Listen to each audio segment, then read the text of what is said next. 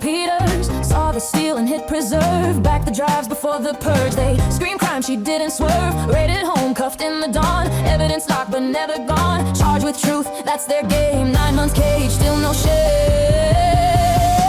Truth wins in the end, the truth still matters. Lock the doors, smash the ladders. Truth wins in the end, let liars scatter. Tina stood for us, the truth still matters. Gag order slapped, right stripped clean. Barred from sun, can't speak unseen. Cell block mirror shows no fear. Every bite she say burns clear. Dominion ghosts and midnight hacks. Sleeping drives that still talk back. Judges paid, pressed on their knees. One day logs will drop the keys. Truth wins in the end, the truth still matters. You can't jail the truth, just the messengers. Truth wins in the end, watch empire shatter. Tina stood for us, the truth still matters. Servers hum, the dead will speak. Chains will rust, the dam will leak. When the images go live, Tina walks and truth arrives. Truth wins in the end, the truth still matters. Crucify the ones who climb, it never scatters. Truth wins in the end, rising from the ashes. Tina stood for us all. Truth will find a way. She will have her day. She will have her day. Truth matters. All right, welcome back to The Truth Matters, everyone. I am Apollo once again. We now have had some very discouraging news. I'm actually quite upset about it. Her habeas case was dismissed. We touched on that with John Case previously, and I'm sure you've seen that flying around on social media. To me, I find that unconscionable given how long this habeas filing has gone on, and certainly the reasons involved. We'll talk with our guest today, Peter Ticktin, about that. But there's also another letter that has been sent to President Trump, now the second additional witness, the first from military intelligence, in addition to the 2 previous whistleblowers from the Venezuelan regime speaking about Smartmatic. So now there's a 4th one that has come out in the last few days. So it just seems to keep on coming regarding the the problems that we have with this software and the fact that it was from its inception designed to steal a vote. Still a lot of questions as to the CIA's involvement and certainly some of the players involved, but we had big problems. The American people know that. The recent Rasmussen poll shows that very clearly, that Americans are still increasingly questioning what is going on with these voting machines.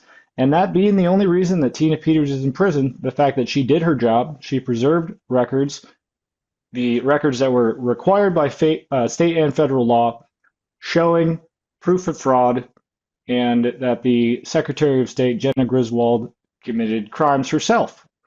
I believe she should resign pretty imminently because she released those BIOS passwords and has also been guilty of a number of other crimes regarding elections, and it's despicable what they've done to Tina Peters. She's now been thrown back in solitary for a second time over the last couple of weeks, and we're hoping that she will be released from there very soon. Harmeet Dillon announcing that Civil Rights is now investigating the Colorado Department of Corrections and some of these facilities, and that certainly needs to be done. I think Tina Peters will, in addition to be one of the eminent constitutional and civil rights cases, as well as election cases at the forefront of our country, may very well end up adding prison reform to her resume. But I'll just remind everybody, please go to tinapeters.us for all that info, case filings, ways to support her. And without any further ado, we have Peter Ticktin, lead attorney for Tina Peters, and someone who is fighting on so many fronts across America for the rights of everyday Americans, for the Constitution, and of course for elections. So Peter, I want to thank you for being here with me again today. And it's a pleasure to see you. In the digital flesh. And if we can just start, I know there's a lot to talk about, but the habeas ruling, I'm astounded on one hand, disgusted on the other, and then the black-pilled part of me is not surprised. But I'm really surprised that he ruled the way that he did, going back to younger after how long this is drawn out. It's disgraceful. Right. Well, I'm not surprised at all. And the reason I'm not surprised is because Tina herself told me not to expect any positive results. Look, Colorado is a captured state. And what do I mean by that? I mean, for those that are watching that don't know the election for 2020 was stolen, I don't know what to tell you. You got a lot of catching up to do. But for those that know what's gone on, and I would think that would be most of your guests, most of your viewers, you got to think of it this way. It wasn't the election that was stolen. The election was only the means of stealing the country. And there are some states that are really, really deep into it. Colorado is one. So when a state gets taken over by another power, and that's what happened. I mean, it wasn't Joe Biden that fixed the election. Joe Biden couldn't fix a bicycle wheel. He couldn't fix anything, at least an election. This was done by powers that be. This is involving China. This is involving Iran and especially Venezuela. So, we've basically been taken over by other countries. And for 4 years, they were doing what they could to destroy our nation.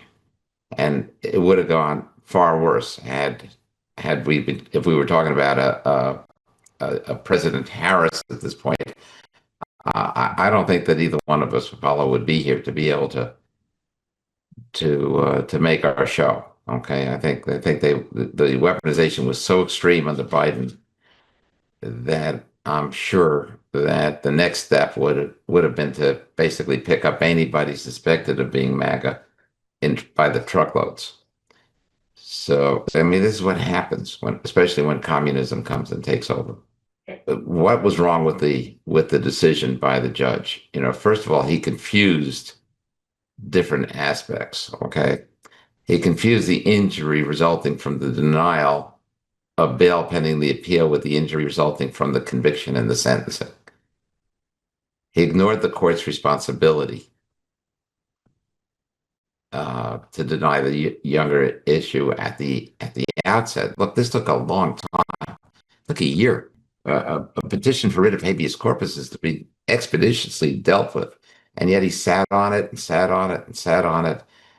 And every lawyer knows the saying that justice delayed is justice denied. And, this is what was happening from the judge. And I can't necessarily even blame the judge individually for whatever he was doing, because he's in a milieu, he's in an environment that basically causes people to basically be sucked into a way of thinking. And, I mean, that's why we have so many citizens in the state of Colorado that think along the same lines as those that are in power. But those that are in power got in power through a crooked mechanism. And it's in their interest to protect that mechanism and to keep anything that would show the truth hidden. And in fact, that's what Tina Peters was convicted of, basically, is preserving the truth, preserving evidence, where these other people who insisted on um, putting her in prison are the people that were attempting to destroy the evidence by putting in their trusted build. Trusted build is something that usually is a program update that does not destroy any of the data. They called it a trusted build, but it was anything but. It's sort of like 1984, where they call the Ministry of Hate the Ministry of Love, or, and so on. So, in terms of what happened here, I wasn't expecting that we were going to win, mainly because I got warned so many times by Tina that since we're in Colorado, it wasn't going to happen. Not to get your hopes up for it. I do have more hope for the appeal, though, and that's going to be argued in January, next month, about a month from now. That's a whole different deal because it's very possible that we will get a good panel of judges because we did once before. When the misdemeanor first was appealed, it was reversed. And since the sentencing was also based on that conviction, which is no longer a conviction, there's no question that the sentencing is also going, no matter what, even if we lost everything else, the sentencing would have to be adjusted downward. But the fact of the matter is we need to win on everything else because she didn't get a fair trial by any stretch of the imagination. It's a shame that they don't have an expedited process for appeals of criminal cases while people languish in prison. But the only reason she's languishing in prison is because, Matt, uh, what's his name, the trial judge. Oh, Matthew Barrett. Yeah, well, I don't want to give him the Matthew. I'd rather think of him as Matt like in doormat. Barrett. Well, it's hard to respect a man that's so evil, that would call such a good person as Tina Peters a charlatan twice in sentencing her, and who reached the epitome of cruelty by giving her such a harsh, ridiculous sentence. But that was the whole plan. This wasn't done by accident, or it wasn't a fluke. There were political pressures put on the judge to make sure that the clerks in every county understood that they had better not do what Tina Peters did. They better not start imaging the hard drives. If she got away with it, you'd be seeing other clerks preserving evidence too. But Well, precisely, and I think on his watching that trial, I think there's no doubt in my mind that judge was being coached and in regular communication with the Secretary of State or agents thereof, as well as Dominion and some of these other players from the Secretary of State's office, and Matt Crane, DA Rubenstein, and of course we know that they were communicating with DOJ and FBI back in 2021. I have zero doubt in my mind because the way that he barred certain admissions and filings into the court, speaking to why Tina did what she did, and speaking to the vulnerabilities in the machines, it's obvious that he was part of an operation there. That I cannot and refuse to believe anything else. It's ridiculous to assume anything else. yeah, it's crooked. When I was a little kid, now, Donald Trump and I were both born within a year of World War II in 1946. And that's why people don't understand when I tell them I'm 54 years old until I tell them I've been 54 for 25 years. Because, I don't know. I'm sure I know but I don't know your audience knows. But I happen to be friends with Donald Trump. We went to school together. We met when we were 15 at New York Military Academy, and in our senior year, we were very close. He was my captain. I was his platoon sergeant under him, and I tell people I ran his first company for him, which is Company A. But in any event,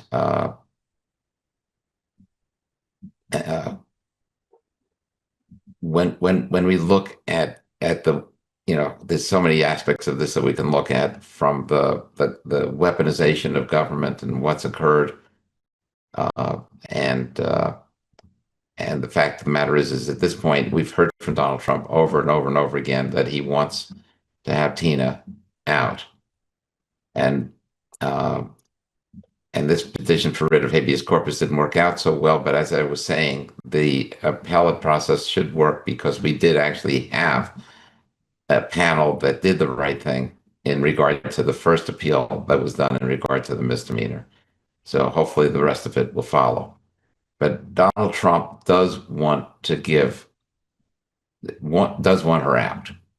And right now I've asked Donald Trump, I sent him an interesting letter that basically talks about the fact of how the election was stolen. If anybody wants a copy of that letter, just write to me. I'll get them one. My name is Peter Ticktin. My initials are PT, as in Papa Tango. So just go to Papa Tango at legalbrains.com and just ask me for a copy of that letter, and I'll get you a copy of the letter. because the letter does outline how the election was stolen in the first place. We have evidence now. There's no book on how to be a criminal. Not that I've seen. Maybe there are. I don't know. But if there was a book that said, how to successfully do the different dirty deeds that people do in terms of criminal activity, for those that steal a country, those who basically commit the acts of sedition and uh, and steal a country like the United States, so hard to believe it, but it was taken over. And if you don't think that they took it over to do harm, let me ask you this: when did it ever become a good idea to open up the southern border and let millions and millions of criminals and people from insane asylums, et cetera, pour into our country? That wasn't done to help the United States. That wasn't done because the United States needed more people. That was done to harm us by our enemies. We're at war with these people. We're not firing shots yet, and they're not firing shots at us. But believe me, we're at war. And they won the war for 4 years without firing. I was going to say without firing a single shot, but we know that things happened. We know that certain people were shot. We know that Seth Rich was shot twice in the back of his head. There's 2 bullets right there. So I can't say not a single shot was fired, but I can tell you that very few were, and they took over the country using our election machines that we got from Venezuela. The reason we have Donald Trump in office now is because some very brave people interfered with their machines 3 days before the election, the machines that were actually in Serbia. And we've got a lot of heroes here that basically helped get these things straightened out, but none any greater than Tina Peters. Because what she did was she preserved the truth, as I said. She preserved evidence, and we need that now. It's not just that she did something and got an image of a computer or the hard drive of the computer. It's that we need that hard drive to be able to show what was changed and what was going on at the time. If we can kind of step back for a second here, Peter, Yeah. we have a lot of frustration. A lot of people are very upset with things like Epstein and things not being released. And everything that you just said really speaks to a very important point in all of this that I hope is not lost on many people, because despite Donald Trump being the president, he is still one man. And we are at war. It's not just so simple as, well, just release everything. And I'm just as frustrated as anybody. Um, but I do have to have a little bit of pause, because I can't imagine how many things are going on that the general public doesn't know about. But when you come to just the election side of it, Donald Trump has been talking about the stolen election for a very long time, well before 2024. He's very open about it. He's been calling for the rigged elections to be solved and to go back to 2020 for a long time. So where's the narrative coming from that, it just never got to Trump? Was it just some of these people who were convinced, or, are playing for the other team, that they wanted to slow roll 2020 so that Trump didn't pull the Band-Aid off on that? I mean, some of this narrative is kind of odd to me if we're being Oh told. no, it's tragic that people close to Donald Trump don't know or understand what's been occurring. They don't know we're at war. They don't know what's going on, and they're in important offices. But for the most part, the ones that are really needing to know about these things are there, except for the Department of Justice. They're the people that are ahead of it. I don't think for a minute that Pam Bondi isn't a true supporter of Donald Trump. I believe that Pam Bondi is a good American. I think, though, that there's a real problem with Todd Blanche, the deputy. They kind of operate as the CEO and the COO of the agency. This is an agency that has 40 agencies underneath it and 115,000 employees. And Todd Blanche has got a couple of people underneath him that really know how to make things hum. And that's what you do if you're putting in somebody that you need to frustrate the leader of the country. You put people into his government that are extremely effective and very good at running their agencies. The difference is, though, what you have to do is you make it so that they're, I got Tina calling me, take it. Take it. She's counting the days. She's been in there 435 days. And, you know, when you're outside, life goes kind of fast. I can't believe a whole week since last week. I can't believe it. Where did the day go? But in prison, it doesn't go so fast. And every day counts as a whole long day of being in there. So that's kind of important too. Well, let's just talk about Tina for a second. And it's kind of an unpopular thing to say, but I know people who really have to approach things from a wartime perspective. We'll just say, like logistically, Tina Peters is not the only thing going on in the country, and I understand that. And I think a lot of people are frustrated because she's still in prison. We see the lawfare. We see how crowded the judiciary is, including Judge Varhalik now and the way that he just ruled. You're talking about Todd Blanche. We know that there's a coup. We're at civil war, and quietly to some degree, depending on how you look at things. I think the next step, if things get triggered off, is that we have more of an open civil war, and that's a very easy thing for the CIA and some of these, dark groups that are funneling all this money in and have been doing, funding for the riots, on and on and on for the last 10 years, and have been running color revolutions in other nations for as long as I've been alive. It's a very easy thing for them to co-opt. So I'm very grateful that whoever is running the show and keeping a check on those things has prevented that. But we know we have a civil war going on right now within the administration. You have on camera all these people from different agencies saying that they're slow walking, causing shutdowns, causing problems within federal services, within agencies, the FAA. I mean, it's an absolute mess. So Tina Peters is not the only thing going on. And I don't think it's fair to President Trump to say, well, you've just betrayed the American people because she's still in prison. Right. But then you have your letter, which perfectly articulates so many details that would indicate she should be a federal witness. So my question is, why isn't she a federal witness? I mean, I know we have Todd Blanche, but something's amiss. You see what I mean, Peter? Yeah. Well, it all boils down to Todd Blanche because of Ed Martin is, I know him pretty well. He is a true red-blooded American. Okay, he knows we're at war. He understands the whole situation.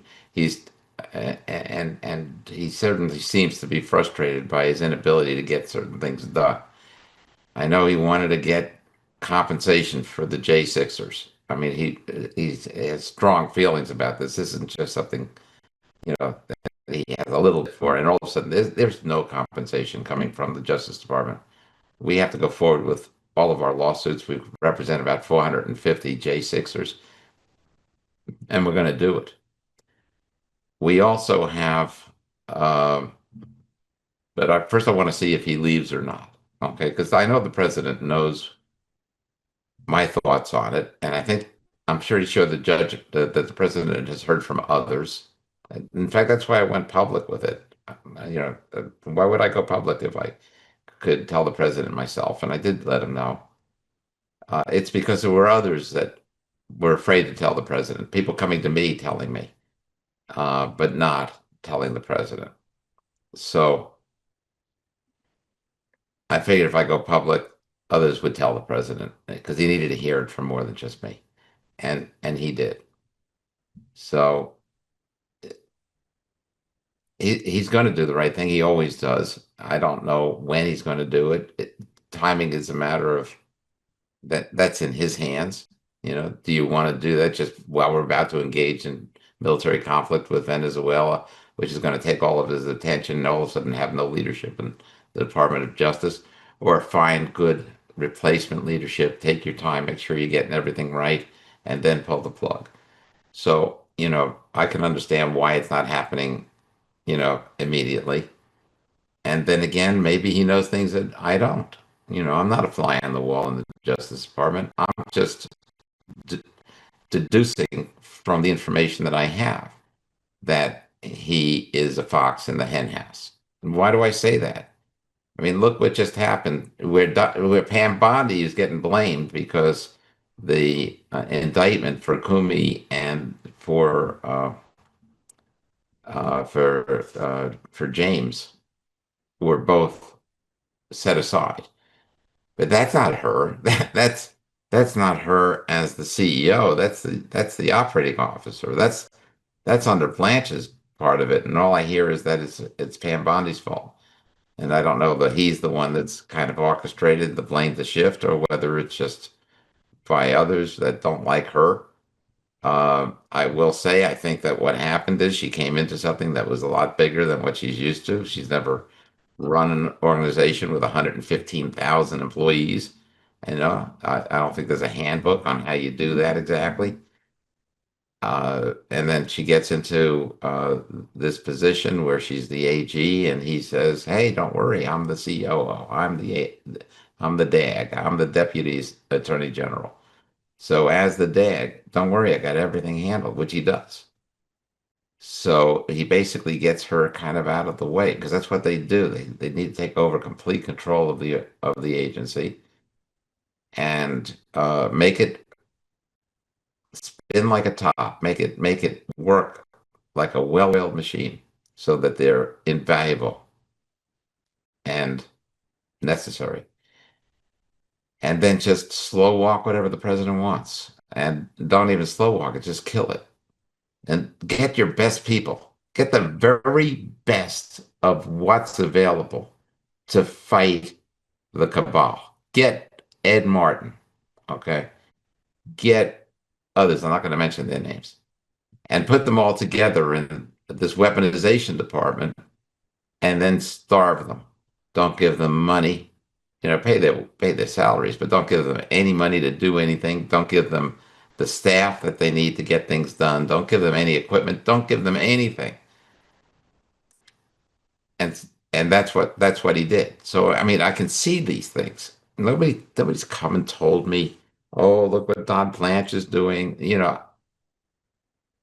Nobody needed to tell me that there have been very, very few pardons that have been given since May. Nobody needed to tell me that, well, somebody did.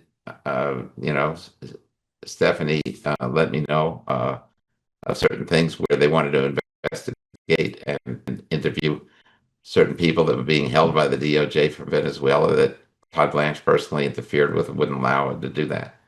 I mean, we have all these failings, and you have to ask yourself why, and how can this be if this person is really somebody that's instrumental to help us in this war? And it just equates to me that we got the wrong guy there. We better get rid of him. And it's also important to realize that you don't give people the benefit of the doubt. That's a stupid way to do things. You don't say, "Oh well, I can't tell for sure, therefore I'm going to leave him in place." As long as there's the doubt, you got to get rid of him. You don't decide things, you know, from the point of view of the accused. You have to do what's best for America, and you can't take chances because Well, especially at this point, I mean, we have very little time before the next election. I mean, the benefit of the doubt is that there's a very short lead on that. A lot of these things like to disappear in the media, and I fear that once we have some more open conflict, if that happens soon, that a lot of this stuff is going to get a lot harder to push across the finish line. there's all kinds of things wrong with the DOJ right now, and really it needs new leadership. So Well, hopefully that's going to come about. I hope so. If we can go to her appeal, looking forward to that. There are obvious things that should have been addressed in her original trial, and we know how much of a travesty that was in the first place. But you have the supremacy clause, which was batted down a million different ways, in both tracks, in the federal side as well as her original case. Do you have confidence that that's going to be able to be heard, or is it going to be, more of an attack on the merits of her prosecution as a whole? merits of prosecution as a whole, because it was a disaster. You know, she wasn't allowed to have put on her defense. What she did because she needed to do. Like for instance, the person that actually did the copying of the hard drive was somebody that got involved and helped bust up a cartel. So there are people literally gunning for this guy. And so he uses an alias. Well, as a matter of law, you're allowed to use any name you want to use for any purpose as long as it's not for a fraudulent purpose. So if I decide I want to write a book and I'm going to do it under the name of Mark Twain, well, somebody already did do that. His name was Samuel Clemens, and he wrote a book under the name of Mark Twain. You're allowed to have a pen name. You're allowed to have an alias. There's nothing illegal or wrong about it. And so this person who does not want to actually be gunned down uses an alias. And for that, she's accused of giving wrong information to somebody that wasn't even in the deal in the first place. The charges were just as stupid and just as far-fetched as what happened to Donald Trump in New York. And he was convicted too, come to think of it. So, we're dealing with something where I'm expecting the Court of Appeal will reverse the convictions. Well, and I expect, I mean, I'm sure the AG side will appeal that, so I expect that to go to the Supreme Court either way. I mean, it should have been a mistrial, but either way, my last question, I suppose, for the pardon issue. Right, Um, that's what I was going to talk about next. Exactly. Well, okay, well, yeah, and my biggest thing is originally when I saw this narrative being pushed, my mind went, "Oh my God!" And I spiraled through this, eventuality where Trump signs a pardon for her, hoping that he'll get it out. The judge in her habeas trial does exactly what he just did and dismisses it. And then Colorado says, take a hike. Your pardon means nothing here. It goes to SCOTUS. And then if SCOTUS says no, I mean that's my ultimate question: is do you have confidence that they will rule that he has the power to pardon a state charge? yeah, I do because we got a majority of fundamentalists. We have a majority of judges that look back to what the founders were thinking. See, I mean, for us right now, there's really no question. If somebody says offenses against the United States, if somebody were to commit an offense against the United States, the way I see it, and the way most people in the 21st century see it, is they're talking about the country, the United States. When you say the United States, you're talking about one thing, the country. You're not talking about those or, them or their, you're not talking about those personal pronouns because it's a single entity and it's neutral. So it's an it. It's not a him or a her. It's an it. But think about the mentality of when this was first started. A state is a country. Okay, now that we have the United States, we're used to thinking of a state as being a piece of a country. But originally, a state and the word state and country meant the same thing. So let's just say we started something else. We started something in Latin America. We took a bunch of countries and we made them into, and they all united under an agreement where they're going to have some central government that takes care of this and that, like the military, but they're all separate countries, united. And then if you say in this document that when we talk about the United Countries, that the head of it is allowed to pardon any of the people there, then you would be thinking about the separate countries, that there's a right to pardon for offenses of the individual states. And so that's what I was pointing out is this is what until after the Civil War, when people talked of the United States, they were talking in the plural. It was never an it. There was no it, United States. It was a them.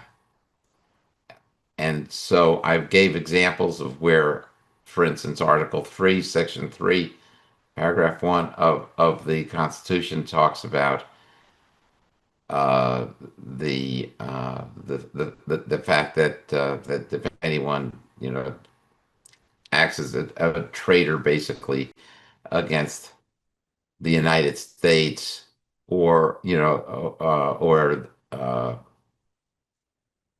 or their or them or whatever. It uses the word them. The United States is a them.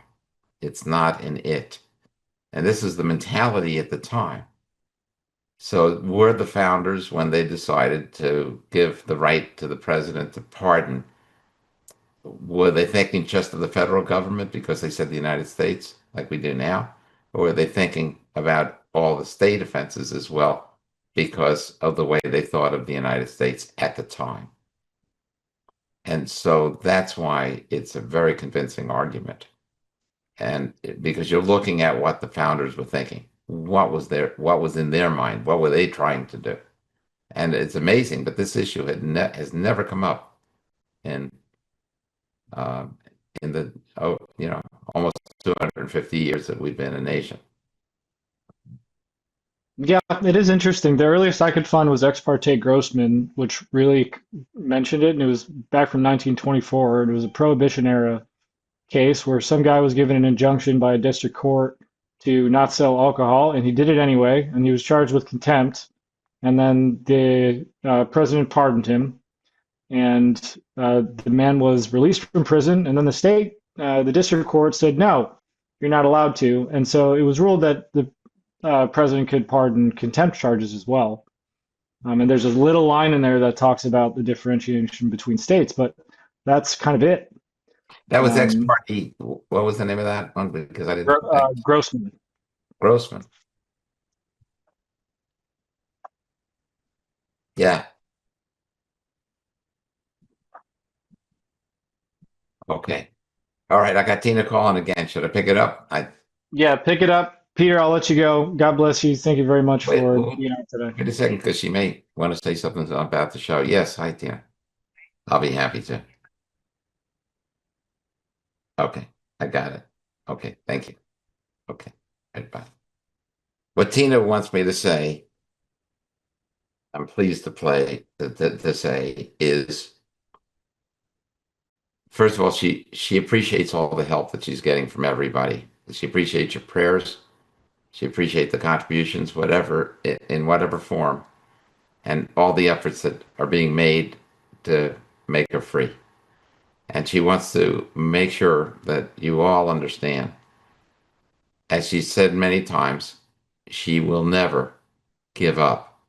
She will never give in, and she will never back down.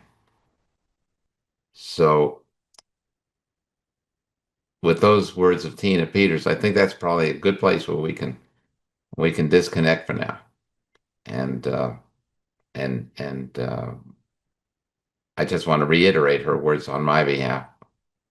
And the same thing. I won't back down. I won't give up. I won't give in. And I too appreciate all the help that you're giving to Tina Peters. She really needs it. It's your energy that's helping her stay alive, frankly. So God bless you, and thank you so much. Thank you, Peter, and please support American Rights Alliance. They're handling a lot of cases, not just Tina Peters.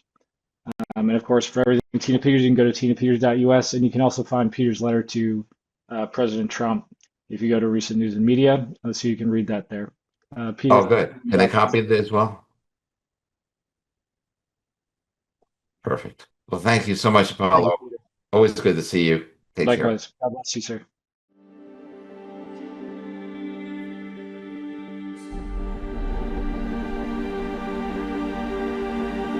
My name is Tina Peters. According to the media, I'm a Trump-supporting election fraud conspiracy theorist, guilty of perpetuating the big lie.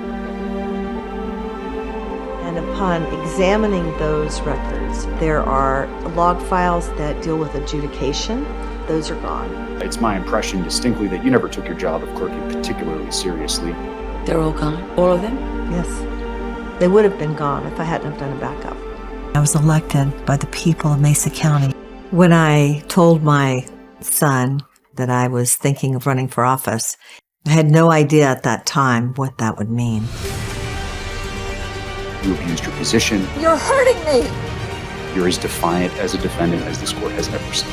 These people are being selected, not elected. I'm convinced you would do it all over again if you could. And when the person's vote isn't being honored, something... Then it's all just an illusion.